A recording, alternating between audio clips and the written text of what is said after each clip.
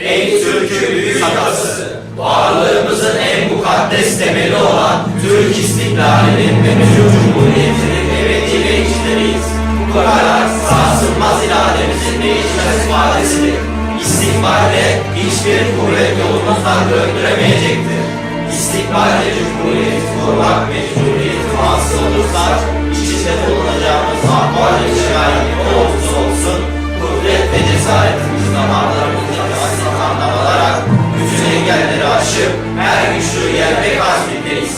Türk gençliği olarak özgürlüğün, bağımsızlığın, egemenliğin, Cumhuriyetin ve devletlerinin yılmaz bekçileriyiz. Her zaman, her yerde ve her durumda Atatürk ilkelerinden ayrılmayacağımıza, çağdaş uygarlığa geçmek için bütün zorlukları yeneceğimize namus ve şeref sözü verip kendimize büyük Türk milletini alırız.